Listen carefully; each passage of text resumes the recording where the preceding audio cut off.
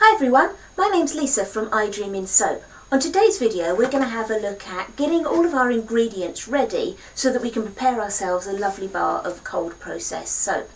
What I'm hoping to achieve is that by the end of this video you'll be really confident and happy with the process of how you get all of your ingredients prepared, and also you may have picked up a few hints and tips along the way to just make sure that the process goes really smoothly.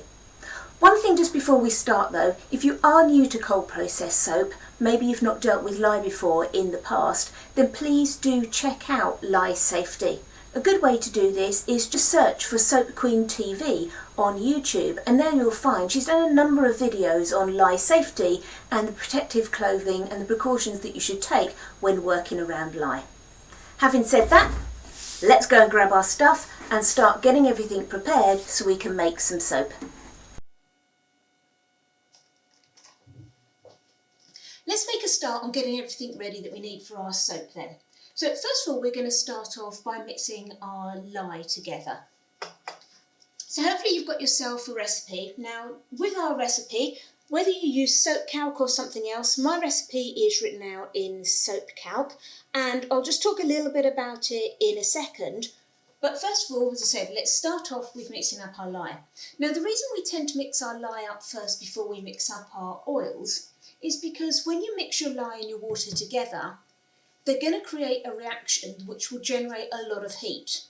And you want that lye to be able to cool down quite a bit before you actually make your soap with it. So therefore, by us doing this first, it just means that cooling down process can start.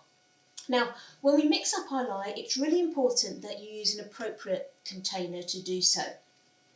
The best container that you can use is something that's stainless steel, a stainless steel jug.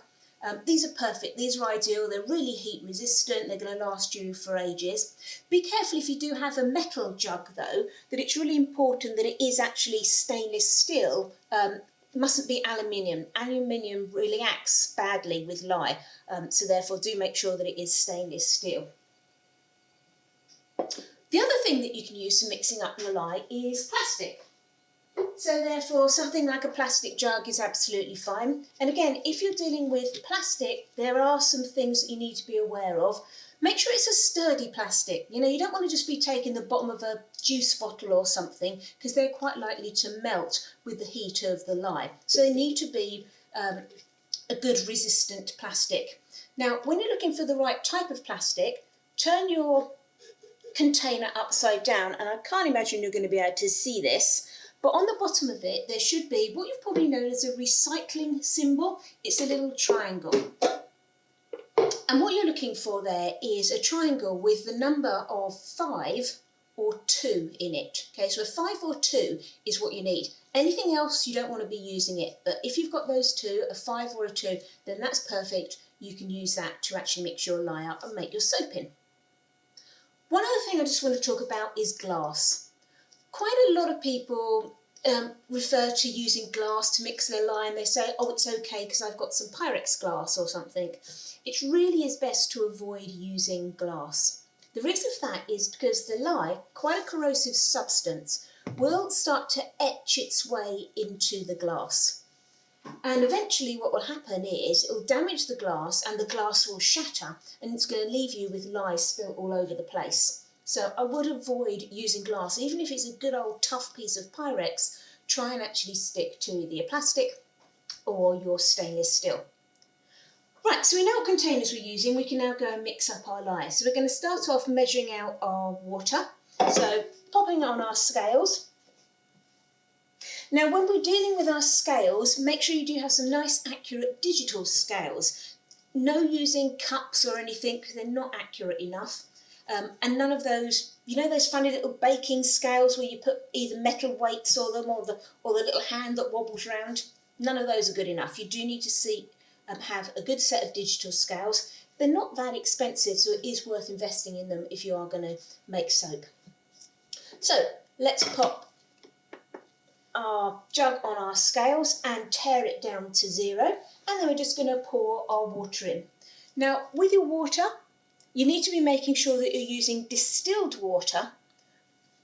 The reason for this is because it doesn't contain any impurities. The water from your tap Or some people think buying mineral water, that sort of thing, is good. It's not, because those sort of things can actually react with the contents of your soap. So use some distilled water when making your soap.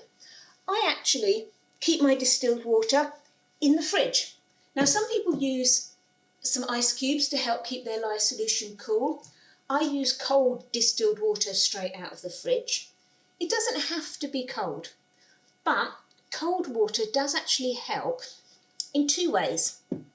First of all, we want this lye solution to cool down as fast, well, not necessarily as fast as possible, but we don't want to take all day waiting for our lye. So if you've used cool water to mix your lye up, it's not going to get quite as hot, and therefore it will cool down a bit quicker. Also as well, by using cold water or popping some ice cubes in, it will actually minimise the fumes that come off of the lye solution when you first mix it up. Okay, so let's go through and just weigh out our water. Now, I'm not going to actually talk you through weighing, but just making sure you're just going in and weighing your water accurately. Okay, so there's all the water that I need. And then we're going to weigh out our lye. Now remember, with our lye, we do need to make sure we have a lye safe container. This is actually just the bottom of an old lye container. I use these because quite a lot of the soaps I make, I need to split them into parts, and I find these little containers are actually really useful. So in goes our container, and tear that out. Just check our lye amount. Now with your lye, be a little bit careful how you pour it out, because it sort of, well, certainly mine is quite granular, and if you just whop it in the pot, what will happen is it will sort of bounce all over the place, and you'll have lye granules all over the place, and you don't want that. So I find it's easiest just to sort of pick it up and just tip it in gently to start with, so you get a sort of little cushion barrier, as it were. And once you've done that, you can just top it off.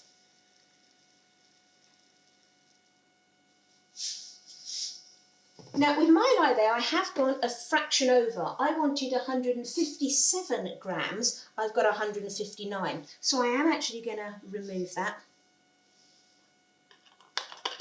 and take that out. It's really important to be super accurate with your lye. If you see that you end up with a decimal, you know, a part of an ounce or a part of a gram, it's okay to round, but I would, with your lye, I would always round it down rather than rounding it up. Okay, so I've got the right amount of lye. I've got the right amount of liquid. I'm now going to mix them together. Okay, so our next lye rule, as it were, is you always add the lye to the liquid, not the other way round. Doing it the other way around is quite dangerous, because you can actually create quite a bad reaction and overflowing and all sorts of nasty stuff going on. Now, when you want to pour it on, you don't want to just dump it all in one go, because what happens then is the lye can't absorb the liquid properly. So you need to do it in stages. Now, some people take their lye and just gently pour it in as they're stirring it, and that's absolutely fine. What I tend to do though, because I find if you hold your container over the water whilst the lye is being mixed up, you get some steam that comes up because the lye gets hot very quickly, and that then moistens the inside of your container. You end up with sticky bits of lye on the inside that you're trying to muck around with and scrape. So I tend to just sort of do little stages. So I'll pop a bit of my lye in, make sure I'm not dribbling it anywhere, and I put my lye container down, and then I'll just stir in. Okay, just stirring it, not excessively long, until you won't, it'll be very, very quick actually, and you can feel those granules disappear. Another lot. Stir that in. And obviously again, stainless steel, I'm using a stainless steel spoon as I stir it in, and certainly not one I'm going to go and eat the cereal with later.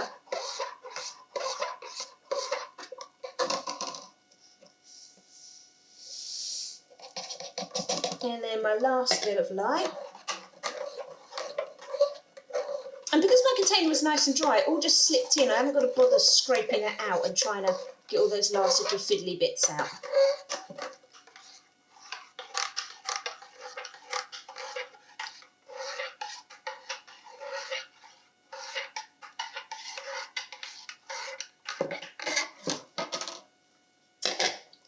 Now that everything has dissolved,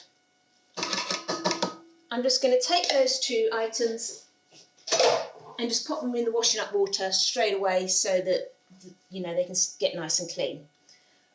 Now, when you're mixing up your lye, you need to make sure that you're doing it in a well-ventilated area. I'm quite lucky, I've got a window just here, but I've also, to my left-hand side, is my garden, and I've got some big double doors that open out. So whenever I'm doing my soaping, I typically just take my jug when I've got my lye in it, and I go and stand out in the garden, and I stir it up outside in the garden. Okay.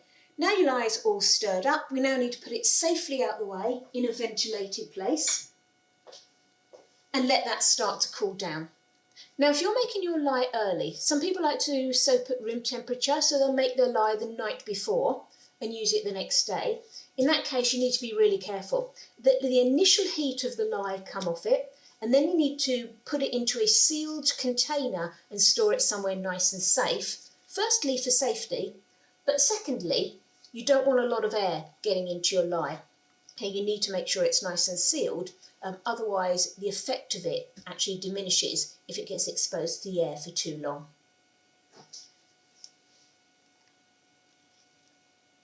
So now we've mixed up our lye, we can start dealing with our oils. So back to our recipe. Now, remember I said to you we're going to mix up, or we're going to talk about the order of our oils, and I always put the hard oils and the liquid oils together. The reason for that is because then it makes it easier to just work your way down your recipe. And what you want to do is you want to mix your hard oils together first and then add your liquid oils. Now, a hard oil is an oil that is typically solid at room temperature. Now, I say typically because there are a few sort of slightly awkward ones. For example, palm oil, if you use palm oil. Coconut oil can be the same as well. These oils have quite a low melting point, so therefore you may find that if you use palm oil or coconut oil and it's quite hot where you are, that they're actually liquid. They're still counted as hard oils. They're sort of the oils that you would typically melt. Right, so let's deal with our oils. First thing we'll do is going to get ourselves a container. Now with this container, we know we want to make sure it's safe for using for soap. You want to make sure that it's big enough to obviously contain all your oils, but if you're going to use the microwave to melt your oils, just check that it's going to fit in your microwave as well. Now, one thing that I do with all of my containers, and I'm not sure whether you're going to be able to see it very well here, is I weigh all of my containers, and I've then engraved onto all of the containers with one of those like Dremel things. Every single one of my containers I've engraved on their weight, and that's really useful because quite often you'll find in soap you might want to divide something up or wonder how much that you've got. And if you know the weight of the container, that makes the process a lot easier. Okay, so I can pop my container on. Here, because it's completely empty at the moment, I can just tear it out, that's fine. And I'm going to grab my first oil. For me, coconut oil is my first oil. What you want to do is you want to start off with sort of what I call like the thuggish oils, the tough oils. And those are things like your coconut oil, your palm oil if you use it, or lard if you use that. Now, each of those oils need to obviously be melted down, but they can actually withstand quite a lot of heat. Whereas the more delicate things like your butters, your shea butter, your cocoa butter, that sort of thing, you need to treat them a little bit more carefully and expose them to as little amount of heat as you can. So let's go and pop in our coconut oil first of all.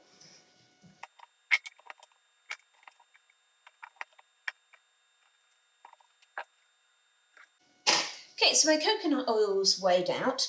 Now once my coconut oil weighed out, before I add any other oils, I'm going to go and microwave this. Okay, so I want to microwave it until it's gone liquid and clear. So I've got my coconut oil now, all nicely melted and it's quite warm. So I'm going to start with those more delicate oils. And as I said, for me, that's cocoa butter and shea butter. And again, you can see with all of my tubs, these are just tubs that I reuse. I do weigh all my tubs, and the reason for that is because if I'm thinking, oh, have I got enough cocoa butter in there for a recipe, it's very easy for me to then just weigh that and see how much I've got, because I can then just take off the weight of the tub and the lid.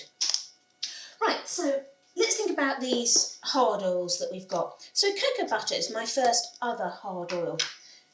Now, you can buy cocoa butter, what they call pastilles, which are like the little, almost like the chocolate drop shapes, you know, the sort of things you can put in your cookies, that sort of thing. You can get those, and those melt down quite quickly. I can't actually get those. My cocoa butter comes in this like hard rock type lump. And if you were to try and chip off a piece of that and plop that into your oils, it would be really tough to melt that down. It would require a lot of heat, and you'd then end up having the melted bits of oils getting overheated while you were trying to melt the centre of that hard chunk. So what I do with my cocoa butter is I take a big chunk off of the block that I get, and then I grate it through one of those vegetable graters and just fill up my little pot that I've got, and then I use it out of the pot until I need to go and do that again. So let's go and do my cocoa butter. I'm going to use a spoon rather than tip it in because I don't have a huge amount of cocoa butter in my recipe. So therefore I can just make sure I don't accidentally go over.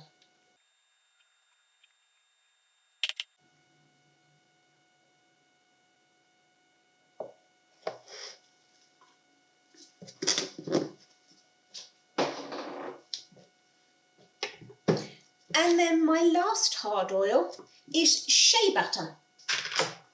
Now, I find shea butter a little bit sort of tricky to work with because, again, it's one of those things that comes in a big old chunk, but it's a delicate oil, so I don't want to melt those big old chunks. And the problem with shea butter is you can't grate it down. I've tried, and it just goes into some sort of like Play-Doh-y type blob. So all I do with my shea butter is, as you can see, I've sort of got off some chunks off of my big lump, and then just to measure it out, I then just go through quickly with a knife and just sort of try and break it down into smaller chunks. Okay, so I'll just do this and weigh it out. I'll probably put you on fast forward and get that done.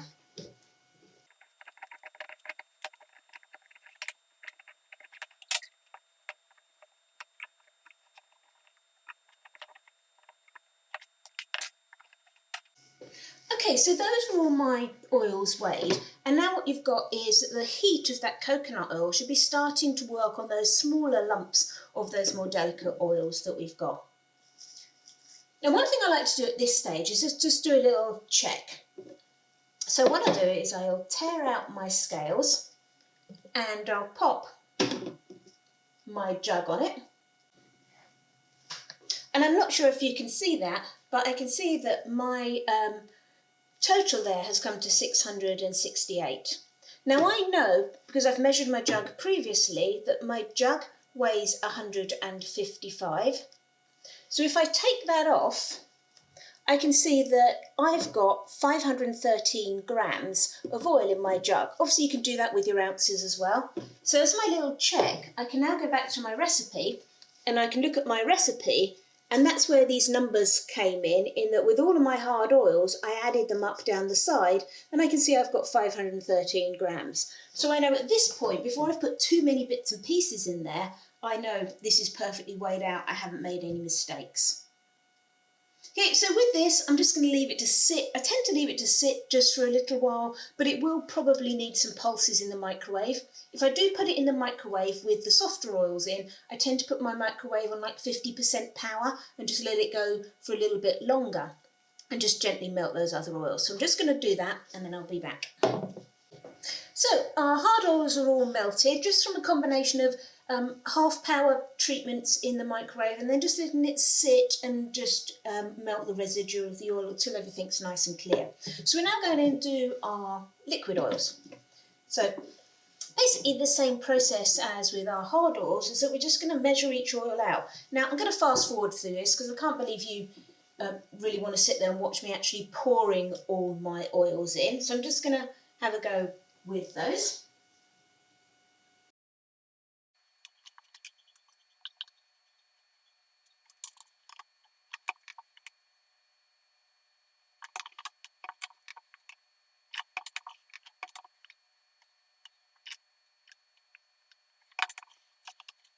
Okay, so I've now weighed out all my liquid oils, and just a couple of things just that you may have noticed as I was doing that. First of all, with my bottles, I keep my liquid oils in these smaller bottles. Originally I used to buy just sort of like a litre of oil at a time. I now buy it in a bigger amount, but I always decant it into these smaller bottles because I like having this sort of like little, it's just an old drawer where I put everything in that I need, my oils, my lye, my spare bottle of oil, my fragrance oil, my sodium lactate, all goes into one place so I can just grab it all at the same time, and they're easier to pour from. The other thing is that what I've done is when I've been had some smaller bottles, they quite often come with these little sort of like squirty lids on them. So I save those and I transfer those onto my bigger bottles, and therefore that makes it much more accurate for you to be pouring in your oils without going over. I haven't got them on my olive oils just because I use quite a lot of olive oil, so it would be quite annoying trying to squirt that through a tiny little hole. If you haven't got those dropper bottle lids, what you can do is either use a spoon for the last little bit of pouring, or you can just transfer the oils into a smaller bottle and then just use that to pour your last little bit in. Okay, so those are all our oils weighed out. The other thing that I do as well is just make sure that you're only using each oil once. And how I do that is, as you notice, I'll take my oils from this side, I'll weigh them out, and then I'll put them over on this side. So therefore I know these ones have all gone in. I'm not going to accidentally grab the same bottle and try and use it twice. You can do it that way, or the other way to do it is obviously just to make sure you work in the order of what's going on in your soap, in your recipe, whether you use soap calc or whatever. Okay, so those are our oils that we've actually weighed out.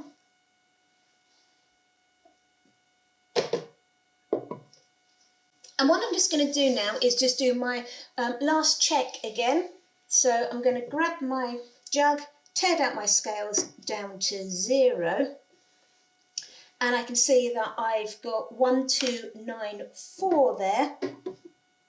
Oh no, 1295 there of oils in there. I'm not sure if you can even see that, but yeah, it's got 1295 or whatever you'd be doing in ounces. So if I do my 1295, I know my jug weighs 155, so I'll take that off, and that tells me I've got 1140 of total oils. So I can now just do my check,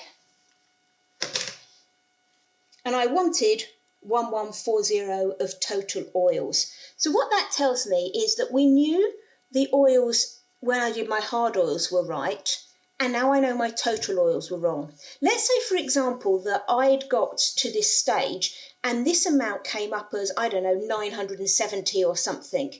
That would tell me that I've missed out an oil, and I know it would be one of my liquid oils. It might be that I didn't tear my scales or something, but I know that this has gone wrong before I actually go and put it in my recipe. And hopefully you can maybe go back and work out what it is that you missed out. Okay, so there's everything done. We're ready to turn this into some soap now, which is the most exciting bit. One tiny weeny last little thing, folks, is I always use sodium lactate at a rate of 1 teaspoon per pound of oils in all of my soaps. What it does is it helps create an initially harder bar. It doesn't make a harder bar after the cure, but what it does is it enables you to get your bar out of the mould quicker. So therefore you can unmould and your bar will be much firmer, much quicker. So it saves you, you know, when we're all keen to get everything out, we try and unmould them and they're a little bit squishy and you damage the edges. Sodium lactate will help with that and get you a harder bar quicker, so you can unmould it a little bit quicker. Right. So what I do with this is this needs to be added to your lye solution. But you don't want to add it to your lye solution while the lye solution is hot, because it will actually destroy the sodium lactate. So you need to wait for your lye solution to come down and be cool and then put it in.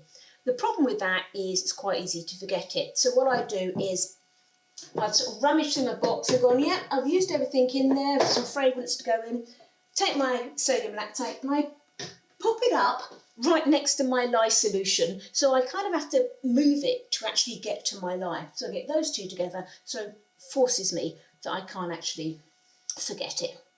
Okay, so there's everything that's all measured out, ready to make some soap. So hopefully you found this useful, and there are a few little sort of hints and tips along the way. You may have found, do you know, there was nothing really that useful in it. And if that's the case, that's great, because the other reason for doing this video was just to reassure you that there isn't anything massively difficult. There isn't anything super scary, as long as you take the right precautions. And a lot of people are a little bit intimidated about doing their first batch of cold processed soap. So hopefully you can see it's pretty straightforward. It's just all a case of making sure you take your time to be accurate and do a few checks along the way.